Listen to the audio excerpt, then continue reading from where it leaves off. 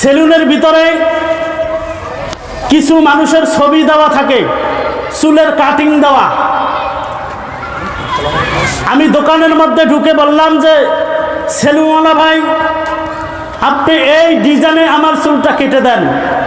আপনাদের কাছে আমি জিজ্ঞেস করতে চাই, ওই সেলুনের ভিতরে যেই চুল কাটার যেই ডিজাইনগুলো দেওয়া আছে, যেই মানুষের ছবিগুলো দেওয়া আছে, ওই মানুষের ছবিগুলো এই দুনিয়ার জমিনে সবচাইতে বড় একজন আল্লাহওয়ালা ব্যক্তির, একজন বাংলাদেশের বুজুর্গ ওলামায়ে কেরামের ছবি।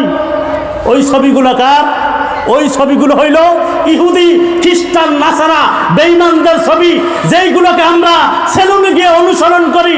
সেলুনওয়ালাকে বলি যে ভাই, আপনি আমাকে এই লেভেলের চুলটা কাটিং দিয়ে দেয়। তাহলে আমি আপনাকে জিজ্ঞেস করতে চাই, আপনাদের কাছে আমি জানতে চাই, এই সেলুনের মধ্যে গিয়ে এই যে ইহুদি, খ্রিস্টান, নাসারা এদের অনুসরণ করলেন, তাহলে আপনি কি রাসূলুল্লাহ সাল্লাল্লাহু আলাইহি ওয়াসাল্লামের সুন্নতের অনুসরণ করলেন? আপনি রাসূলুল্লাহ সাল্লাল্লাহু আলাইহি ওয়াসাল্লামের সুন্নতের বাইরে আপনি মাথার চুল কাটলেন, সেটাও রাসূলুল্লাহ সাল্লাল্লাহু আলাইহি ওয়াসাল্লামের সুন্নতের নেটওয়ার্কের বাইরে থাকলেন। আমাদের সমাজে যেই সমস্ত বিবাহ শাদী হয়, এই বিবাহ শাদীর মধ্যে যেই সমস্ত গায়ে হলুদের নামে যেই সমস্ত কর্মকাণ্ডগুলো হয়, ছেলে মেয়ে অবাধ মেলামেশা যেইগুলো করা হয়, ইসলাম তথা আল্লাহ তাআলা এক সেকেন্ডের জন্য এইটা আমাদের জন্য হালাল করে নাই। করছে নাকি? আমাদের জন্য হালাল করে নাই। তাহলে বিবাহ আল্লাহ তাআলার বিধান, এই বিধানকে পালন করতে গিয়ে, এই বিধানকে আমল করতে গিয়ে, একটা বিবাহের কাজ করতে গিয়ে আপনি আল্লাহ তাআলার ফরজ বিধান পর্দাকে লঙ্ঘন করতেছেন। আল্লাহ তাআলার অসংখ্য আয়াতকে, আল্লাহ তাআলার অসংখ্য বিধানকে, রাসূলুল্লাহ সাল্লাল্লাহু আলাইহি ওয়াসাল্লামের অসংখ্য বিধানকে, অসংখ্য তার আদেশকে আমরা ধূলিসাৎ করে দিতেছি। আমরা তার বিধানকে কোরবানি করে দিতেছি, নষ্ট করে দিতেছি, ঠিক কিনা? তাহলে একটা বিবাহ করাইতে গিয়া, আল্লাহ তাআলার একটা বিধান মানতে গিয়া, সেখানেও আমরা রাসূলুল্লাহ সাল্লাল্লাহু আলাইহি ওয়াসাল্লামের সুন্নতের নেটওয়ার্কের বাইরে থাকলাম। চল রহা হে এক মুসলমান সাথে উসকে বৈরাগী, চল রহা হে এক মুসলমান साथ उसके बैरागी, है नहीं मुस्लिम की दर ही बैराग की। सब लोगों ने दे रहा है बैरागी का सलाम। ऐ मुसलमान, क्या तुम्हें फिर भी शर्म आता नहीं? ईमानदार मुसलमान, আপনাদের কাছে জিজ্ঞাসা করতে চাই, রাসূলুল্লাহ সাল্লাল্লাহু আলাইহি ওয়াসাল্লামের সুন্নতের নেটওয়ার্কে বাইরে থাকি যা, কিয়ামত পর্যন্ত যদি নামাজ আদায় করতে করতে যদি আমরা কপালটা কালো করে ফেলি, কপালটায় দাগ ফেলাই দেই, কিঞ্চিত পরিমাণ সওয়াব আমাদের আমলনামায় জমা হবে না। ইমানদার মুসলমান, যেইটা বলতেছিলাম, আমরা রাসূলুল্লাহ সাল্লাল্লাহু আলাইহি ওয়াসাল্লামের সুন্নতের নেটওয়ার্কের ভিতরে আছি না বাইরে আছি? বাহিরে আছি। একসাথে দুই ভাই বোনের জন্ম হইল। জন্ম হওয়ার পরে ভাই বোন আস্তে আস্তে বড় হইতে লাগলো। বড় হইতেছে, বড় হইতেছে, ভাইয়ের মুখে দাড়ি উঠতেছে, বোনের মুখে দাড়ি উঠতেছে না। আমি কি করলাম? যখন দাড়ি আমার মুখে উঠতেছে, আমি সেলুনে গিয়ে দাড়িগুলো কেটে ফেললাম। রাসূলুল্লাহ সাল্লাল্লাহু আলাইহি ওয়াসাল্লাম বলেন, যে ব্যক্তি দাড়িতে খুর লাগাইলো, বেলেট লাগাইলো, সে আমি নবী সাল্লাল্লাহু আলাইহি ওয়াসাল্লামের কলিজায় খুর লাগাইলো। তাহলে এই যে দাড়ি, ভাই বোন একসাথে জন্ম হইল, ভাইও বড় হইল, বোনও বড় হইল, কিন্তু ভাইয়ের মুখে দাড়ি, বোনের মুখে দাড়ি নাই। কিন্তু ভাই সেলুনে গিয়ে গিয়ে দাড়িগুলো কেটে ফেললো। তাহলে এর দ্বারা বোঝা যায় যে আল্লাহ, আপনি আমাকে যে ছেলে বানাইছেন, ছেলে হওয়ার দরুন আমার মুখে যে দাড়ি হয়েছে এইটা আমি মানি না। ঠিক কিনা? দ্বিতীয় কথা হইল, এই দাড়িটা যখন আমার চেহারার ভিতরে থাকবে তখন আমি রাসূল করিম সাল্লাল্লাহু আলাইহি ওয়াসাল্লামের পরিপূর্ণ একজন সুন্নতের অনুসারী হব, রাসূলুল্লাহ সাল্লাল্লাহু আলাইহি ওয়াসাল্লামের একজন সুন্নতের পাবন্দি হব। আর যখন আমি দাড়িটাকে ছেটে ফেলবো, দাড়িটাকে কেটে ফেলবো, তখন আমি রাসূলুল্লাহ সাল্লাল্লাহু আলাইহি ওয়াসাল্লামের সুন্নতের নেটওয়ার্কের বাইরে চলে গেলাম। ঠিক কিনা? তাহলে রাসূল করিম সাল্লাল্লাহু আলাইহি ওয়াসাল্লামের সুন্নতের নেটওয়ার্কের বাহিরে থাকিয়া কিয়ামত পর্যন্ত যদি নেক আমল করি, কিয়ামত পর্যন্ত যদি তাহাজ্জুদ পড়ি, রাতের বেলা নামাজ পড়তে পড়তে যদি আমি এইরকম অবস্থা হয় যে আমি একটা রাত্রও আমি ঘুমাই না, রাতের বেলা আমি তাহাজ্জুদ নামাজ পড়ি, দিনের বেলা রোজা রাখি, কিন্তু আমি রাসূলুল্লাহ সাল্লাল্লাহু আলাইহি ওয়াসাল্লামের সুন্নতের নেটওয়ার্কের বাইরে, আমি আপনাকে বলতেছি, এই যে রোজা রাখতেছেন, এই যে তাহাজ্জুদ পড়তেছেন, এই যে নামাজ পড়তেছেন, এই নামাজ, এই তাহাজ্জুদ, এই রোজা আপনার কোনো কাজে আসবে না। ঠিক কিনা বলেন? তাহলে ইমানদার মুসলমান, আমরা কি করব? রাসূলুল্লাহ সাল্লাল্লাহু আলাইহি ওয়াসাল্লামের সুন্নতের নেটওয়ার্কের মধ্যে থাকবো। দাড়িটা আমাদের রেখে দিতে হবে। কিন্তু দেখা যায় কপাল পোড়া মুসলমান, আজকে আমরা দাড়ি রাখতে চাই না, নানান অজুহাত দেই, দাড়ি রাখতে চাই না, দাড়ি থেকে নিজেকে দূরে রাখতে চাই, নিজেকে স্মার্ট বানাইতে চাই।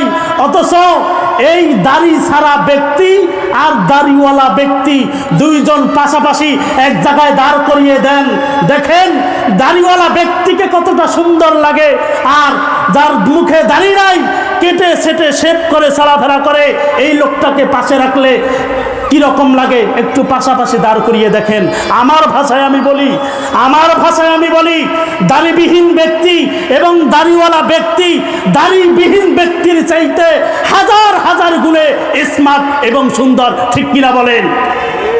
যাই হোক, যেইটা বলতেছিলাম যে আমাদের এক কবি বলেছিলেন যে এক মুসলমান এবং এক বৈরাগী রাস্তা দিয়ে হেঁটে যাইতেছে।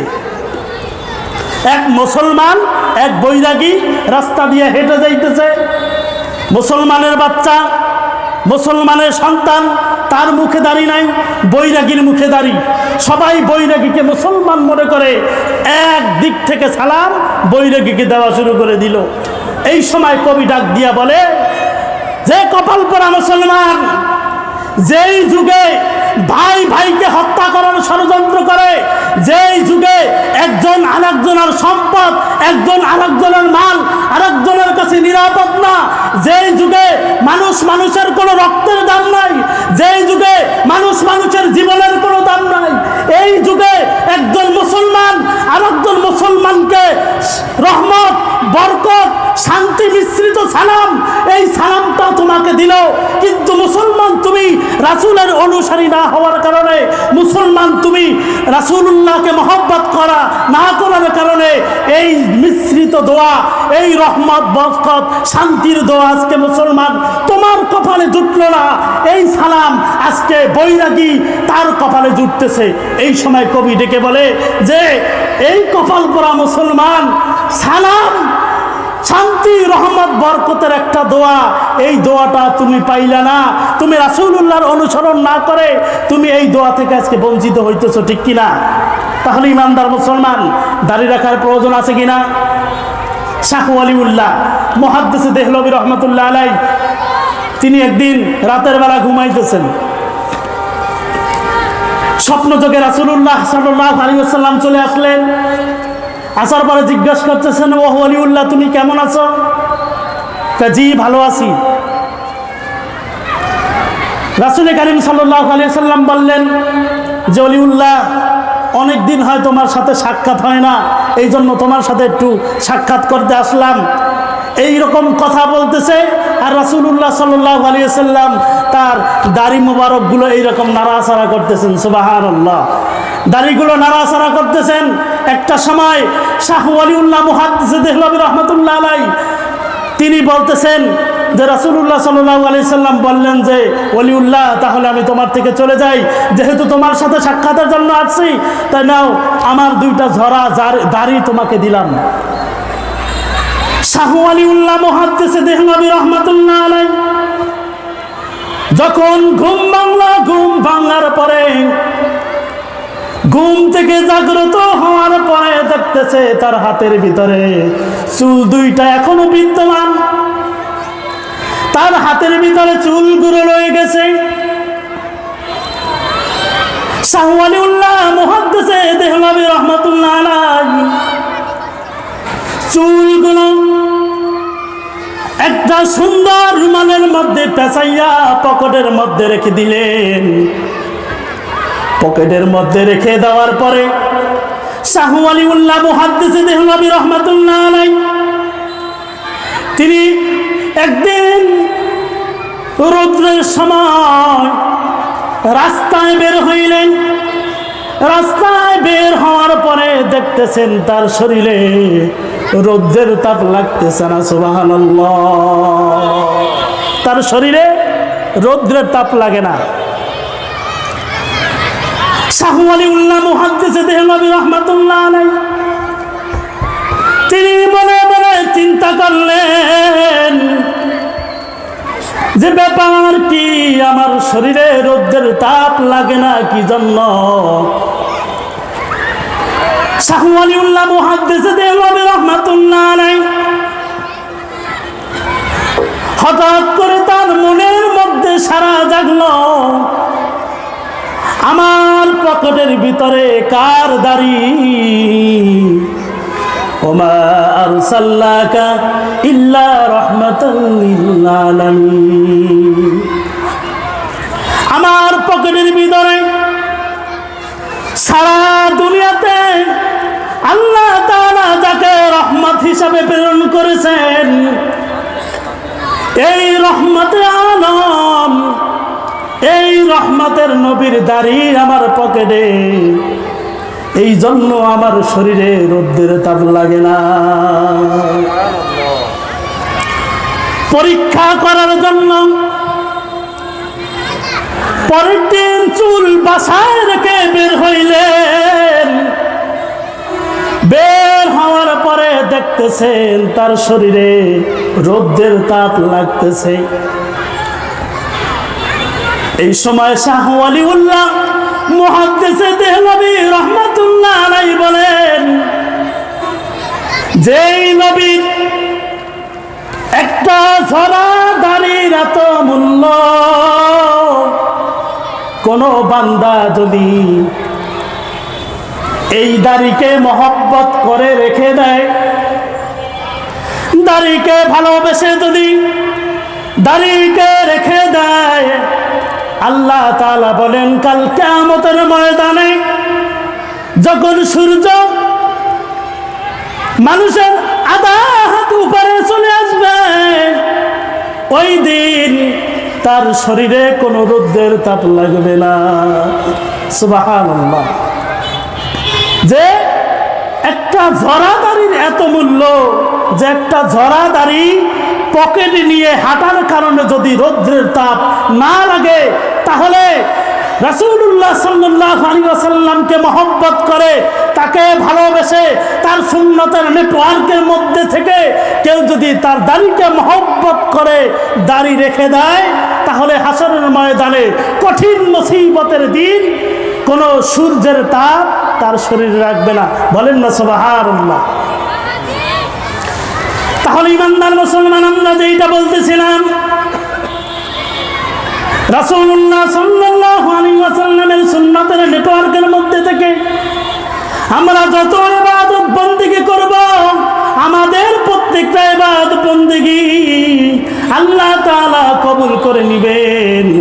আর যখন আমরা তার সুন্নতের নেটওয়ার্কের বাহিরে থাকব, নেটওয়ার্কের বাহিরে থেকে যদি নামাজ পড়তে পড়তে, রোজা রাখতে রাখতে, যদি ইবাদত বন্দেগী করতে করতে এইরকম ভাবে অনেক ইবাদত বন্দেগী করে ফেলি, আমাদের ইবাদত বন্দেগী কোনো কাজে আসবে না।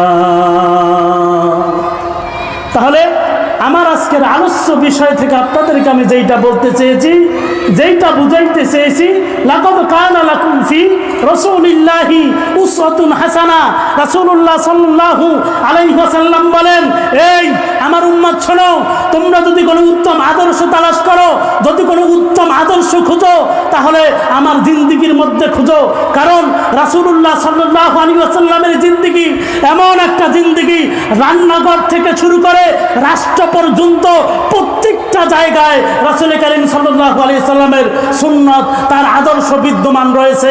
আমরা যদি সেই আদর্শ মোতাবেক আমাদের জীবনকে সাজাই, আমাদের জীবনকে গড়ি, অবশ্যই অবশ্যই রাসূলুল্লাহ সাল্লাল্লাহু আলাইহি ওয়াসাল্লাম আমাদেরকে সুপারিশ করে জান্নাতের মধ্যে নিয়ে যাবেন। সুবহানাল্লাহি ওয়া বিহামদিহি সুবহানাল্লাহিল আযীম। আসসালামু আলাইকুম ওয়া রাহমাতুল্লাহি ওয়া বারাকাতুহু।